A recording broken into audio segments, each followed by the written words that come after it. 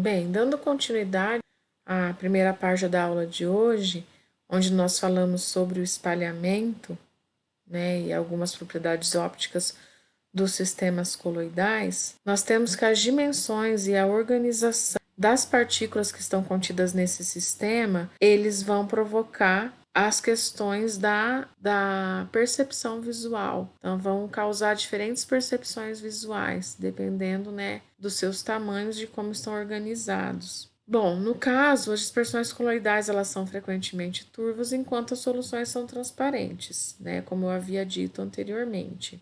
Muitos coloides eles são usados como pigmentos, porque existem dois fenômenos, que é o de absorção e de espalhamento da luz por esses coloides, que provocam então a sensação, né, de brancura, de alvura e também de opacidade.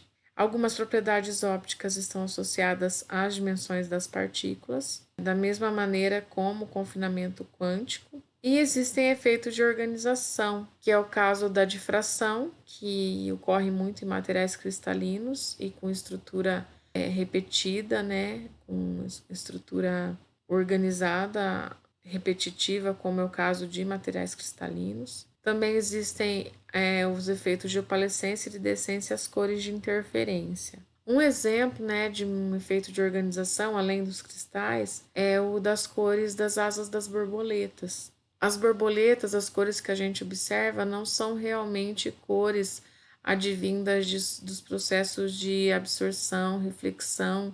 De fato, são fenômenos de efeitos de organização, cores de efeitos de organização. E se uma borboleta morre, por exemplo, e a gente pegar ela na mão e tentar desmanchar com os dedos a asa da borboleta, nós vamos perceber que aquela cor deixa de existir. Então, se é uma asa vermelha e uma asa azul, ela deixa de existir, ela não pinta o nosso dedo, porque quando você destrói com os dedos a estrutura, você está destruindo, né, aquela estrutura que permitia a observação de uma cor. Então, geralmente são estruturas de tamanho próximo dos comprimentos de luz visível, e dependendo então do tamanho, se corresponder a algum comprimento de luz visível, você vai ter aquela cor observada na asa da borboleta. A associação entre as partículas nos sistemas coloidais vai permitir muitas mudanças em diversas propriedades, né? Que é o caso das propriedades de viscosidade, né? Propriedades reológicas, onde a gente consegue verificar um aumento da viscosidade quando as partículas se associam e interagem entre si. Nós vamos ter mudanças nas propriedades elétricas, que nós vamos observar, né, em aulas futuras, e também nas propriedades ópticas, que é o caso do espalhamento, né, da luz, que a gente iniciou agora há pouco e vamos falar um pouco mais. Então, as medidas de espalhamento de luz, elas são muito úteis, né, na determinação do tamanho, da forma, da interação entre as partículas, e é uma das mais importantes aplicações no estudo das substâncias macromoleculares em solução, tá?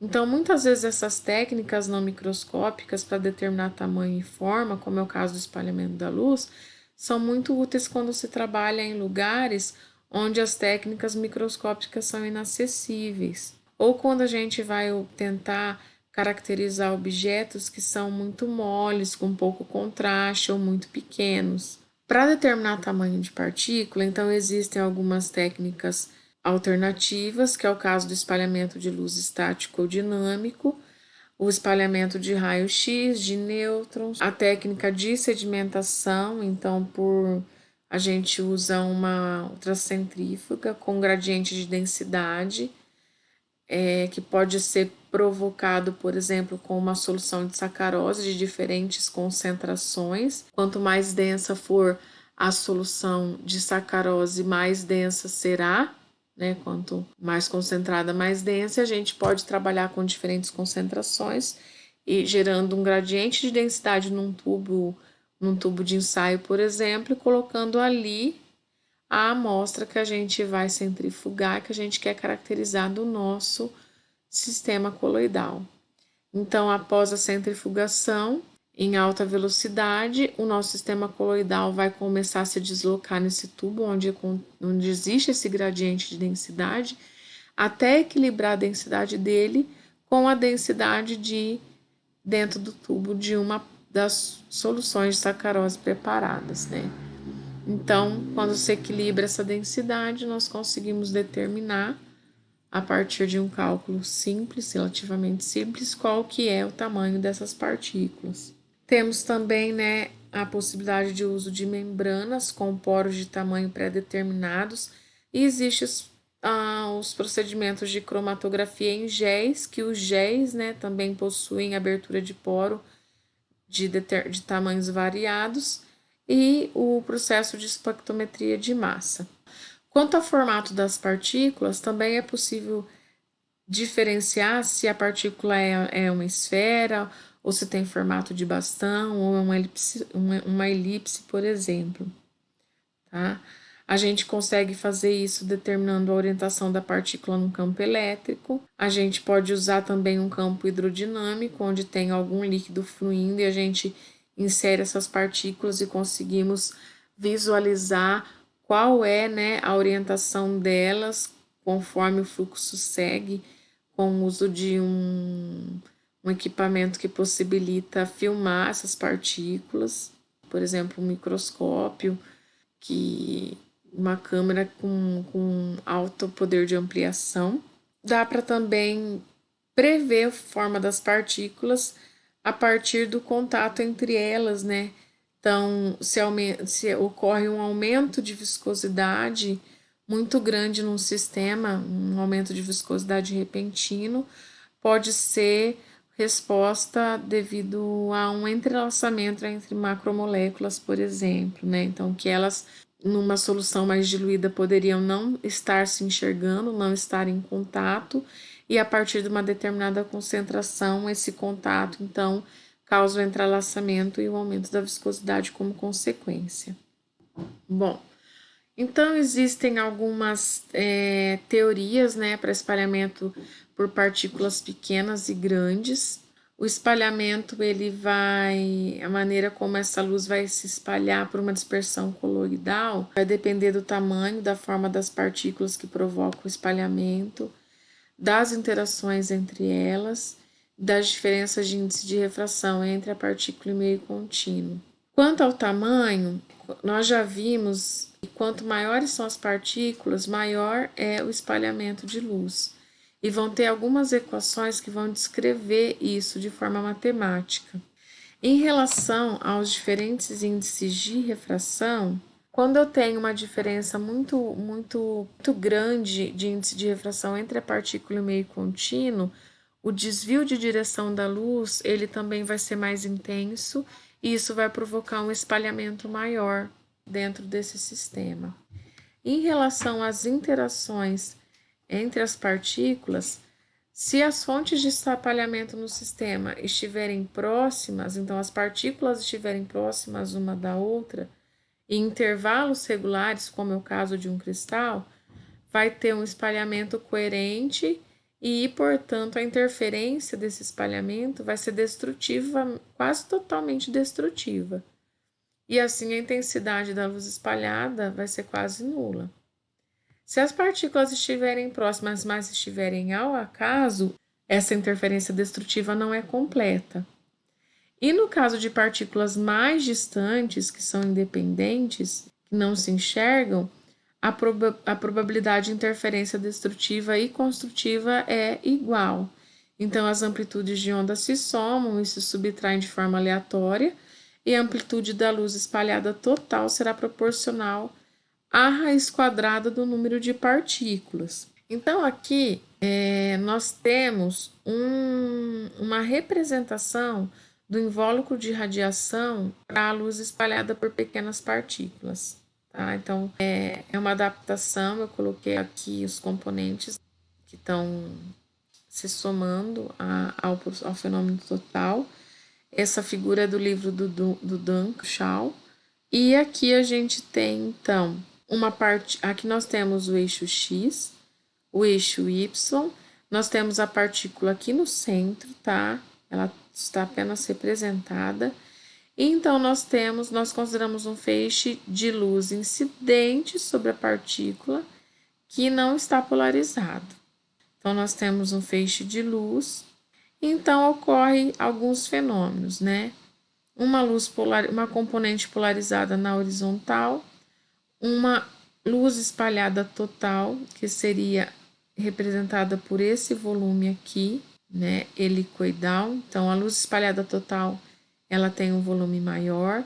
A componente vertical polarizada, né, que é esse 8 invertido aqui, né, tem um volume menor, e a componente horizontal polarizada, tá? Então, o espalhamento de Rayleigh vale para partículas pequenas de tamanho de comprimento de onda dividido por 20. Então, se uma onda eletromagnética de intensidade I0, que é a intensidade inicial, e o comprimento de onda lambda incide numa partícula pequena, de polarizabilidade alfa, são induzidos esses dipolos oscilantes. Então, a partícula vai funcionar como uma fonte secundária para a emissão de radiação espalhadas de mesmo comprimento de onda que a luz incidente. Então, eu tenho a partícula, eu tenho a radiação que vem, então é como se a partir de uma partícula muito pequena, essa radiação se prolongasse, né? Ocupando um volume muito maior. Então, a gente tem aqui a equação que representa, né, o espalhamento de Rayleigh. Tá, então, o Iθ representa a intensidade da luz espalhada segundo o ângulo θ em relação ao feixe incidente, que é o I0. O R representa a distância do feixe incidente da partícula. Então, para um feixe incidente não polarizado, né, a intensidade θ a essa distância aí da partícula em relação ao feixe incidente é dada por essa equação. Então, vai ser inversamente proporcional ao comprimento de onda da luz elevado à quarta potência. Então, por exemplo, se a minha luz for azul, que é o comprimento de aproximadamente 450 nanômetros, eu vou ter um espalhamento maior que a luz vermelha, que tem um comprimento de onda de 650 nanômetros. Então, quanto menor for o comprimento de onda, maior vai ser o espalhamento. Isso quer dizer o quê? Por exemplo, quando a gente olha para o céu, então as partículas no céu são partículas muito pequenas que se encaixam dentro do limite de Rayleigh, que é lambda sobre 20. Então, nós temos praticamente moléculas que constituem o céu. Então, por isso que o céu ele costuma ser azul, porque o espalhamento do lambda menor, que representa a luz azul, ele é maior, uma vez que a intensidade de espalhamento é proporcional ao inverso, né, de lambda elevado à quarta potência. Então, se a gente tem uma luz incidente branca, por exemplo, que é a luz do Sol, o material que vai causar o espalhamento tende a mostrar-se azulado quando for observado paralelamente. Então, por isso que tem aqui uma parte, né, da equação que leva em conta o ângulo, né, o ângulo de incidência da luz. Então, aqui nós temos essa unidade aqui, 1, representa o componente da luz espalhada polarizada verticalmente, enquanto que o cosseno ao quadrado de θ é a componente polarizada da luz polarizada horizontalmente. Né? E tudo isso aqui é igual ao Rθ, que multiplica 1 mais cosseno ao quadrado de θ, que é a razão de Rayleigh. Pessoal, então se nós analisarmos aqui, nós vemos que o espalhamento de Rayleigh, ele é dependente do ângulo que o observador está em relação ao feixe incidente, né? Então, a luz, né, é espalhada sobre um determinado ângulo e, dependendo da posição do observador, esse espalhamento vai ser mais intenso ou menos intenso. Então, se a gente considerar um ângulo aqui, né,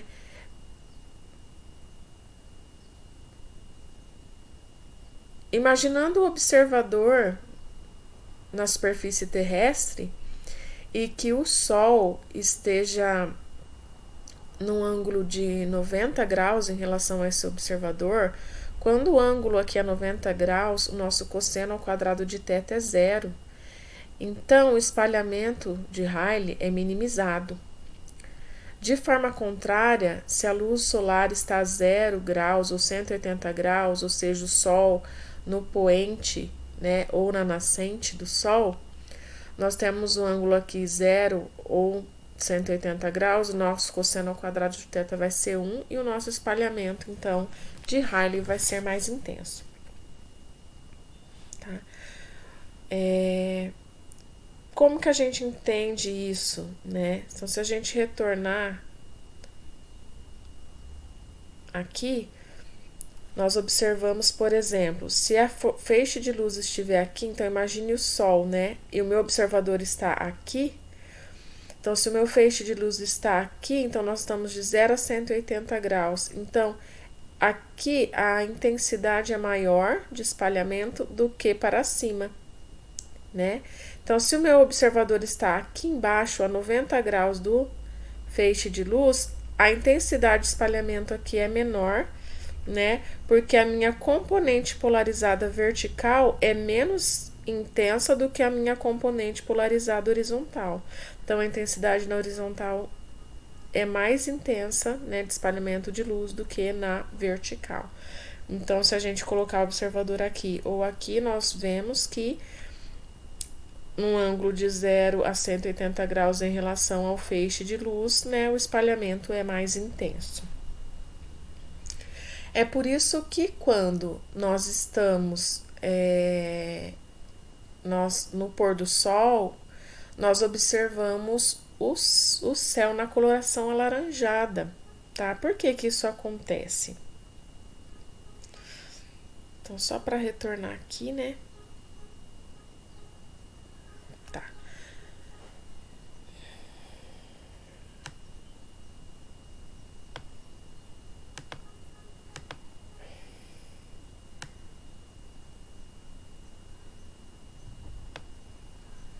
Isso acontece porque quando existe a ausência, né, de partículas no céu, então apenas as moléculas que constituem o ar, as moléculas de nitrogênio, de oxigênio, né, nós temos um espalhamento comum, né, um espalhamento de Rayleigh, que tá, essas moléculas estão no tamanho que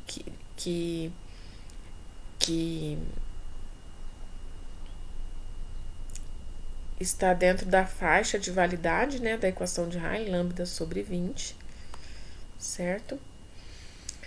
Então, nós observamos o espalhamento da luz azul, porque nos casos de ausência de partículas maiores no céu, nós vamos ter o espalhamento do comprimento de onda menor, que é o mais energético, tá? Como a gente pode ver aqui pela equação, né, que o espalhamento vai ser inversamente proporcional ao comprimento de onda. Se ele é menor, o espalhamento é maior. Então, a gente vê a coloração azul devido a isso. Ok? Quando nós estamos, né? E também devido à questão do espalhamento ser menos intenso na componente vertical, tá? Então, se a gente está na superfície terrestre, né, com o Sol a pino, né, nós temos uma partícula e estamos a 90 graus aqui, né, da fonte de luz. O que acontece é que o espalhamento vai ser menos intenso, então vai ser totalmente dependente do comprimento de onda da luz, e por a luz azul ter menor comprimento de onda e ser mais energética, é ela que espalha. Quando nós estamos, né, a 0 graus, a 180 graus da fonte de luz, o que acontece é que aumenta o espalhamento de luz, né? Aumenta a intensidade devido aqui à questão do ângulo. Então, como aumenta a intensidade de espalhamento, praticamente aos nossos olhos a gente vê o alaranjado, por quê? praticamente no caminho percorrido pela luz, que é maior neste caso, né, quando nós estamos na horizontal, praticamente toda a luz de cor azulada já foi espalhada, tá? Então, nós observamos a coloração vermelha, né? Então, chega aos nossos olhos somente a luz visível de maior comprimento de luz, que é a vermelha, tá? Então, isso acontece, mais uma vez vou enfatizar, né? Porque o espalhamento da luz azul é tão intenso pelas partículas, quando nós estamos, né, a 180 graus, a 0 graus, né? Que visualmente só chega aos nossos olhos a luz visível de maior comprimento de luz, que é a vermelha, tá? Quando partículas maiores estão no céu. E quando nós estamos no ângulo de 0 a 180 graus. Nesse ângulo, rente à superfície terrestre, nós temos partículas maiores, que são as partículas de poeira, que ficam, né, suspensas próxima à superfície terrestre, e isso, então, ajuda até mesmo a aumentar o espalhamento de luz, tá? Porque também partículas maiores, né, nós vemos aqui que partículas maiores, com o aumento das partículas, cadê o tamanho das partículas? Calma aí, a outra componente aqui. Opa, desculpa.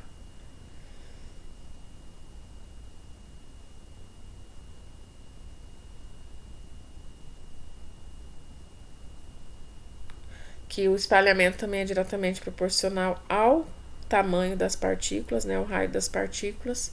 Então, se a gente, perto da superfície terrestre, tem partículas maiores, como as partículas de poeira, também o espalhamento é maximizado, tá?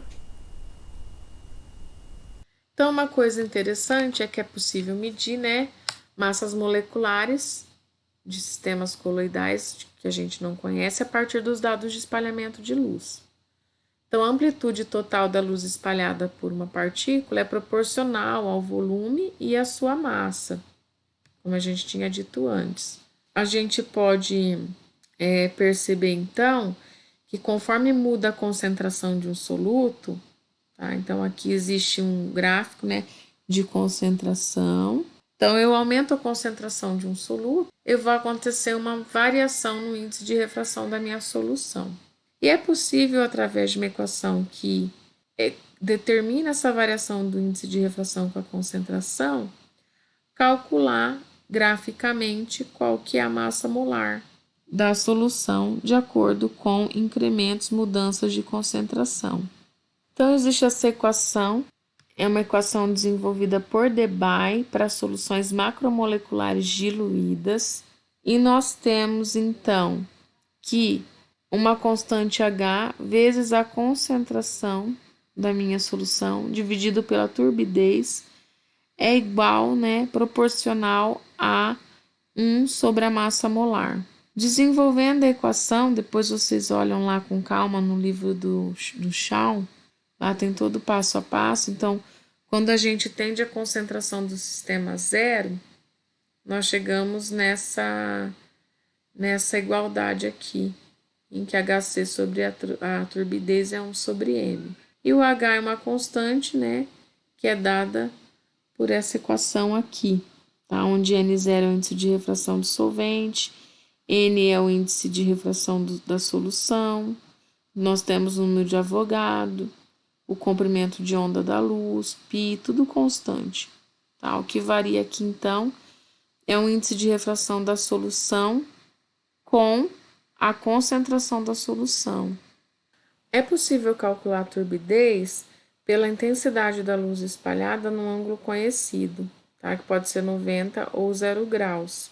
Então, esse R, né, passa a se referir ao espalhamento primário. O que é o espalhamento primário? É o espalhamento que ocorre quando o feixe de luz incidente ele colide com uma partícula e se espalha através dessa partícula. Só que depois do primeiro espalhamento, que é o espalhamento primário, esse raio que está voltando pode ainda colidir novamente com outra partícula. E daí passa a ser um espalhamento secundário. Então, aqui a gente se refere ao R só como um espalhamento primário. E nós temos, então, que K é uma constante, tá? C é a concentração, dividida então pelo espalhamento, né, a 90 graus, primário a 90 graus, é igual a 1 sobre a massa molar. E quando C tende a zero, a concentração tende a zero, então a gente leva o sistema para um sistema diluído. Nós temos que o K, ele vai ter esse valor aqui, né? Então, vai representado por essa equação. Também, o que está mudando é a variação do índice de refração com a concentração. E essa variação, ela consegue ser medida com exatidão precisa, usando um refratômetro diferencial. Ao contrário do uso da pressão osmótica para calcular tamanho de partículas, as medições do espalhamento de luz se tornam mais fáceis conforme o tamanho das partículas aumenta. Para partículas esféricas, o limite superior da aplicabilidade da equação de Debye é uma partícula de diâmetro de cerca de lambda sobre 20. Isso quer dizer que é em torno de 20 a 25 nanômetros, com um comprimento de onda inicial de 600 nanômetros. Conforme as partículas se tornam maiores, a teoria do espalhamento de luz também se torna mais complexa, quando a dimensão da partícula ou alguma das dimensões da partícula excedem o valor de lambda sobre 20. Isso ocorre porque as partículas maiores não podem ser mais consideradas como fonte pontual de luz espalhada. Então, a gente não tem só espalhamento primário, vai existir muitos eventos de espalhamento secundário. Então, a gente tem que levar em conta a interferência destrutiva provocada por ondas espalhadas provenientes de pontos diferentes da mesma partícula. Então, aqui tem um exemplo de uma partícula em que os feixes, né, o feixe incidente vem, um toca aqui numa região e vai para um lado, outro vem e toca em outra região da partícula, né? Então, tem uma parte que se desvia, aqui também, outra que continua. Aqui nós temos interferência destrutiva, aqui nós temos interferência construtiva. Então, existe o quê? Uma mudança. Então, aquela hélice que era simetricamente passa a ser assimétrica, onde eu tenho uma parte de interferência construtiva maior, enquanto que outra é uma parte, né, representa a parte de interferência destrutiva. Por isso que existe então esse desvio aqui. Então, da luz vindo, o que vai para frente representa aqui esse crescimento do helicoidal e aqui a interferência destrutiva é essa minimização do volume da helicoidal. Para essa aula eu usei as referências do Rangel e do Duncan, tá? Que foram os capítulos que eu pedi para vocês lerem agora há pouco. Então, lendo esses capítulos, vocês vão entender melhor um pouco das coisas que eu expliquei nessa aula. Esse assunto ele é um pouquinho complexo, tá? Não é de fácil entendimento no primeiro momento. Eu imagino que vão surgir muitas dúvidas. Fiquem à vontade para perguntar, ok? E eu vou passar a atividade para vocês em relação a isso. Então, obrigada, bons estudos e até a próxima aula, pessoal.